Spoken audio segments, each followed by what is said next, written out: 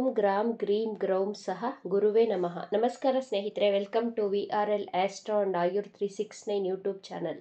ಎಲ್ಲಿ ದಯೆಯೋ ಅಲ್ಲಿ ಧರ್ಮ, ಎಲ್ಲಿ ಲೋಭವೋ ಅಲ್ಲಿ ಪಾಪ, ಎಲ್ಲಿ ಕ್ರೋಧವೋ ಅಲ್ಲಿ ಪಾಪ, ಎಲ್ಲಿ ತಾಳ್ಮೆ ಮತ್ತು ಕ್ಷಮೆ ಇರುತ್ತದೆಯೋ ಅಲ್ಲೇ ಭಗವಂತನ ವಾಸ.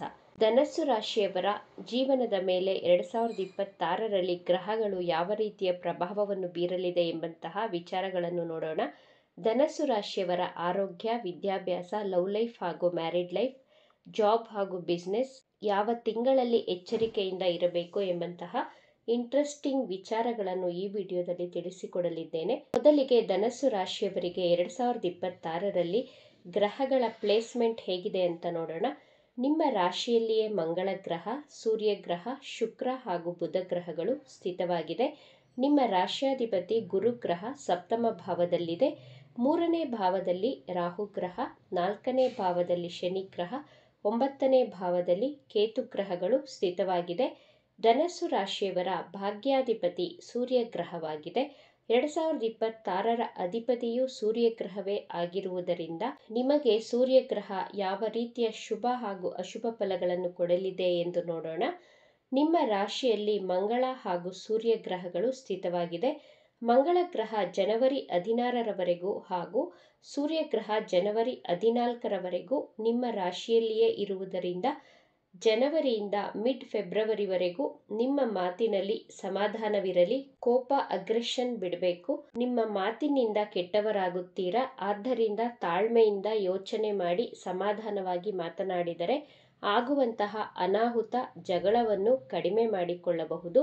ಬ್ಯಾಂಕ್ ಬ್ಯಾಲೆನ್ಸ್ ಚೆನ್ನಾಗಿರುತ್ತದೆ, ಆದರೆ ಮಾತಿನಿಂದ ತೊಂದರೆಯಾಗುತ್ತದೆ. ಸೂರ್ಯಗ್ರಹ ಫೆಬ್ರವರಿ 14ರ ನಂತರ ನಿಮ್ಮ ಕುಟುಂಬ ಸ್ಥಾನದಲ್ಲಿ ಗೋಚಾರ ಮಾಡಲಿದೆ. ಸೂರ್ಯಗ್ರಹ ನಿಮ್ಮ ಭಾಗ್ಯಾಧಿಪತಿಯಾಗಿರುವುದರಿಂದ ಗೌರ್ನಮೆಂಟ್ ಜಾಬಲ್ಲಿ ಇರುವವರಿಗೆ good time. Government entrance exam ಬರೆಯುವವರಿಗೆ ಪಾಸಿಟಿವ್ ರಿಸಲ್ಟ್ಸ್ಗಳನ್ನು ಕೊಡಲಿದೆ ಸೂರ್ಯಗ್ರಹ. ರಾಜಕಾರಣಿಗಳಿಗೆ ಉತ್ತಮವಾದಂತಹ ವರ್ಷವಿದು. 14 ಏಪ್ರಿಲಿಂದ ಮೇ 14ರವರೆಗೂ ಸೂರ್ಯಗ್ರಹ ನಿಮ್ಮ ಪಂಚಮ ಭಾವದಲ್ಲಿ ಅಂದರೆ ಮೇಷರಾಶಿ ಉಚ್ಚ ರಾಶಿಯಲ್ಲಿ ಇರುವುದರಿಂದ ನಿಮ್ಮ ಉತ್ಸಾಹ ಹೆಚ್ಚಾಗಿರುತ್ತದೆ. ಸೂರ್ಯ ನಿಮ್ಮ ಲಾಭಸ್ಥಾನವನ್ನು ನೋಡುತ್ತಿರುವುದರಿಂದ ವಿದ್ಯಾರ್ಥಿಗಳಿಗೆ ಉತ್ತಮ ಸಮಯವಿದು. ಸೂರ್ಯಗ್ರಹ ಜೂನ್ ತಿಂಗಳಲ್ಲಿ 6ನೇ ಮನೆಯಲ್ಲಿ ಗೋಚಾರ ಮಾಡಿದಾಗ ನಿಮ್ಮ ರೋಗ, ಋಣ, ಶತ್ರುಗಳಿಂದ ಮುಕ್ತಿಯನ್ನು ಪಡೆಯುತ್ತೀರಾ. ನಿಮ್ಮ ಸಾಲಗಳು ಜುಲೈ ತಿಂಗಳ ನಂತರ ಕ್ರಮೇಣವಾಗಿ ಕಡಿಮೆಯಾಗಲಿದೆ. ಸೆಪ್ಟೆಂಬರ್ ತಿಂಗಳ ಒಳಗೆ ಸಾಲ ತೀರಿಸಲು ಗುಡ್ ಟೈಮ್. ಧನಸ್ಸು ರಾಶಿಯವರ ಆರೋಗ್ಯದ ಬಗ್ಗೆ ನೋಡೋಣ. ಶನಿಗ್ರಹ ತನ್ನ 10ನೇ ದೃಷ್ಟಿಯಿಂದ ನಿಮ್ಮ ರಾಶಿಯನ್ನು ನೋಡುತ್ತಿದೆ. ನಿಮ್ಮ ಜನ್ಮ ಜಾತಕದಲ್ಲಿ ಶನಿಗ್ರಹ ನೀಚ ರಾಶಿ, ಶತ್ರು ರಾಶಿಯಲ್ಲಿ ಸ್ಥಿತವಾಗಿದ್ದರೆ ನಿಮಗೆ ಜಾಯಿಂಟ್ ಪೇನ್, ಕಾಲುಗಳಲ್ಲಿ ನೋವು, ಮಂಡಿ ನೋವು, ಹಿಮ್ಮಡಿಯಲ್ಲಿ ನೋವು, ಮೂಳೆಗಳಲ್ಲಿ ನೋವು, ಹಲ್ಲಿನ ಸಮಸ್ಯೆ ಉಂಟಾಗುತ್ತದೆ. ಗುರುವಿನ ದೃಷ್ಟಿ ನಿಮ್ಮ ರಾಶಿಯ ಮೇಲೆ ಬೀಳುತ್ತಿರುವುದರಿಂದ ಈ ಸಮಸ್ಯೆಗಳಿಗೆ ಸರಿಯಾದಂತಹ ಟ್ರೀಟ್ಮೆಂಟ್ ಸಮಯಕ್ಕೆ ಸರಿಯಾಗಿ ಸಿಗಲಿದೆ. ಮೈಗ್ರೇನ್, ಗ್ಯಾಸ್ಟ್ರೈಟಿಸ್ ಸಮಸ್ಯೆಗಳು ಬರುತ್ತದೆ. ಜುಲೈಯಿಂದ ಅಕ್ಟೋಬರ್ ತಿಂಗಳಲ್ಲಿ ಈ ಆರೋಗ್ಯ ಸಮಸ್ಯೆಗಳನ್ನು ಫೇಸ್ ಮಾಡಬೇಕಾಗುತ್ತದೆ. 2025ಕ್ಕಿಂತ 2026ರಲ್ಲಿ ಧನಸ್ಸು ರಾಶಿಯವರ ಆರೋಗ್ಯ ಚೆನ್ನಾಗಿರಲಿದೆ. ಧನಸ್ಸು ರಾಶಿಯವರ ಅದೃಷ್ಟದ ಬಗ್ಗೆ ನೋಡೋಣ. ಜಾತಕದಲ್ಲಿ ಹಾಗೂ ಗೋಚಾರದಲ್ಲಿ ಅದೃಷ್ಟ ಚೆನ್ನಾಗಿರಬೇಕು. ನಾವೆಷ್ಟೇ ಕಷ್ಟಪಟ್ಟು ಪ್ರಯತ್ನಪಟ್ಟು ಕೆಲಸ ಮಾಡಿದರೂ ಅದೃಷ್ಟವಿದ್ದರೆ ಆ ಕೆಲಸಕ್ಕೆ ತಕ್ಕಂತಹ ಪ್ರತಿಫಲ ಸಿಗುತ್ತದೆ. ನಿಮ್ಮ ಭಾಗ್ಯಾಧಿಪತಿ ಸೂರ್ಯಗ್ರಹ ನಿಮ್ಮ ರಾಶಿಯಲ್ಲಿಯೇ ಇದೆ. 2026ರ ಅಧಿಪತಿಯು ಸೂರ್ಯಗ್ರಹವಾಗಿರುವುದರಿಂದ ಎಲ್ಲ ರಾಶಿಗಳಿಗಿಂತ ಧನಸ್ಸು ರಾಶಿಯವರಿಗೆ ಸೂರ್ಯಗ್ರಹ ಪಾಸಿಟಿವ್ ರಿಸಲ್ಟ್ಸ್ಗಳನ್ನು ಕೊಡಲಿದೆ. ಮೇ 15ರಿಂದ ಜೂನ್ 15ರವರೆಗೂ ತುಂಬ ಕೇರ್ಫುಲ್ ಆಗಿ ಇರಬೇಕು. ಅದು ಬಿಟ್ಟರೆ 14, 15 ಫೆಬ್ರವರಿಯಿಂದ ಮೇ 15ರವರೆಗೂ ನಿಮ್ಮ ಅದೃಷ್ಟದ ಸಮಯ. ಈ ಟೈಮಲ್ಲಿ ಹೊಸ ಕೆಲಸ ಕಾರ್ಯಗಳನ್ನು ಪ್ರಾರಂಭಿಸಬಹುದು. ನಿಮ್ಮ ಜಾಬಲ್ಲಿ ಪ್ರಮೋಷನ್ಗಳು ಆಗಲಿದೆ. ನೀವು ಮಾಡಿದಂತಹ ಕೆಲಸಕ್ಕೆ ಗೌರವ, ಸನ್ಮಾನ ಸಿಗಲಿದೆ.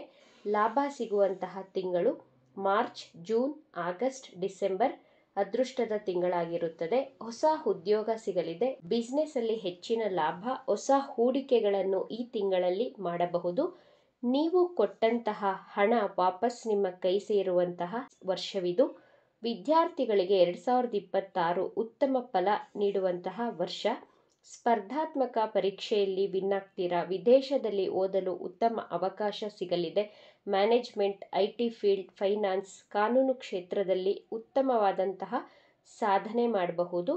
ಜಾಬ್ ಮಾಡುತ್ತಿರುವವರಿಗೆ ಜನವರಿ ತಿಂಗಳಿಂದ ಜೂನ್ ತಿಂಗಳವರೆಗೂ ನಿಮ್ಮ ಮೇಲಧಿಕಾರಿಗಳ ಬೆಂಬಲ ಸಿಗುತ್ತದೆ.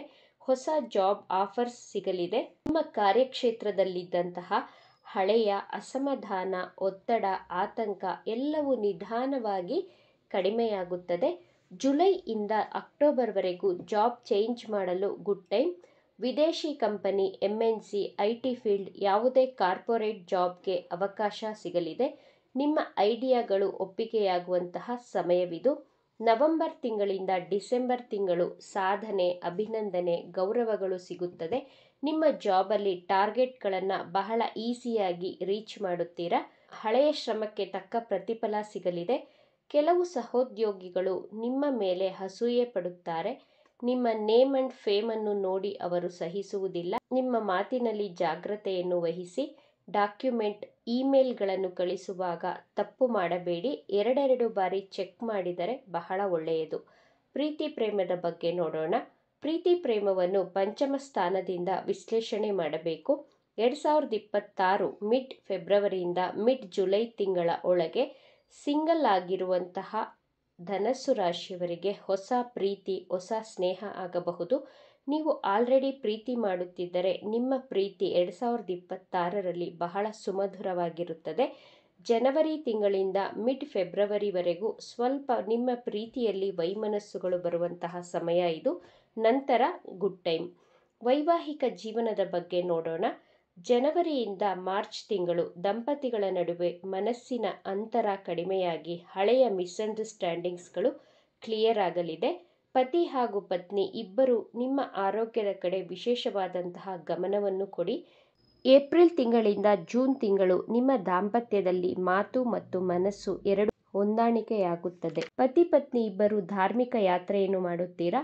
ಜುಲೈ ತಿಂಗಳಿಂದ ಸೆಪ್ಟೆಂಬರ್ ತಿಂಗಳ ನಡುವೆ ನಿಮ್ಮಿಬ್ಬರ ಮಧ್ಯೆ ಬೇಡದಂತಹ ಈಗೋ ಕ್ಲಾಶಸ್ ಆಗಬಹುದು. ಸಣ್ಣ ಪುಟ್ಟ ವಿಷಯಗಳನ್ನು ದೊಡ್ಡದಾಗಿಸಿ ಒತ್ತಡ ಸೃಷ್ಟಿಯಾಗುವುದರಿಂದ ಎಚ್ಚರಿಕೆ ಅಗತ್ಯ.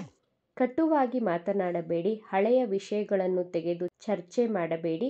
ಸೆಪ್ಟೆಂಬರ್ ತಿಂಗಳ ನಂತರ ನಿಮ್ಮ ವೈವಾಹಿಕ ಜೀವನದಲ್ಲಿ ಬಾಂಡಿಂಗ್ ಅತ್ಯುತ್ತಮ ಮಟ್ಟಕ್ಕೆ ಹೋಗುತ್ತದೆ. ಪತಿ ಪತ್ನಿ ಪರಸ್ಪರ ಸಹಕಾರದಿಂದ ದೊಡ್ಡ ದೊಡ್ಡ ಪ್ರಮುಖವಾದಂತಹ ನಿರ್ಧಾರಗಳನ್ನು ತೆಗೆದುಕೊಳ್ಳುತ್ತೀರಾ. ವಿವಾಹಕ್ಕಾಗಿ ವಧು ಅಥವಾ ವರನನ್ನು ಹುಡುಕುತ್ತಿದ್ದರೆ ಸೂಕ್ತವಾದಂತಹ ಜೋಡಿ ಸಿಕ್ಕು ವಿವಾಹವಾಗುತ್ತದೆ. ಭಾವನೆ, ನಂಬಿಕೆ ಮತ್ತು ಬೆಂಬಲ ಹೆಚ್ಚಾಗುವಂತಹ ವರ್ಷವಿದು. ದಾಂಪತ್ಯ ಜೀವನದಲ್ಲಿ ಮನಸ್ಸು ಮಿಡಿಯುವಂತಹ ಕ್ಷಣಗಳು ಹೆಚ್ಚಾಗಿರುತ್ತದೆ. ನಿಮ್ಮ ಜಾಬ್ ಹಾಗೂ ಬಿಸ್ನೆಸ್ ಅಲ್ಲಿ ಹೆಚ್ಚಿನ ಲಾಭ ಗಳಿಸಲು ವಿಷ್ಣು ಮಂತ್ರವನ್ನು ಪಠಿಸಿ. ಓಂ ನಮೋ ಭಗವತೆ ವಾಸುದೇವಾಯ ನಮಃ ಈ ಮಂತ್ರವನ್ನು ಪ್ರತಿನಿತ್ಯ 21 ಬಾರಿ ಪಠಿಸಿ. ಅರಳಿ ವೃಕ್ಷಕ್ಕೆ ನೀರು ಹಾಕಿ. ತಿಂಗಳಿಗೆ 1 ಶನಿವಾರ ಕಪ್ಪು ಎಳ್ಳನ್ನು ದಾನ ಮಾಡುವುದರಿಂದ ನಿಮ್ಮ ಆರೋಗ್ಯ ಚೆನ್ನಾಗಿರುತ್ತದೆ. ಈ ವಿಚಾರಗಳು ನಿಮಗೆ ಇಷ್ಟ ಆಗಿದ್ದರೆ ನಮ್ಮ ಚಾನಲನ್ನು ತಪ್ಪದೇ ಸಬ್ಸ್ಕ್ರೈಬ್ ಮಾಡ್ಕೊಳ್ಳಿ. ಈ ವಿಡಿಯೋಗೆ ಒಂದು ಲೈಕ್ ಕೊಡೋದನ್ನು ಮರಿಬೇಡಿ. ಈ ವಿಡಿಯೋವನ್ನು ನಿಮ್ಮ ಫ್ರೆಂಡ್ಸ್ ಆ್ಯಂಡ್ ಫ್ಯಾಮಿಲಿ ಗ್ರೂಪಲ್ಲಿ ಹೆಚ್ಚು ಶೇರ್ ಮಾಡಿ. ನಿಮ್ಮ ಅಭಿಪ್ರಾಯಗಳನ್ನು ತಪ್ಪದೇ ಕಮೆಂಟ್ ಮಾಡಿ. Thank you friends.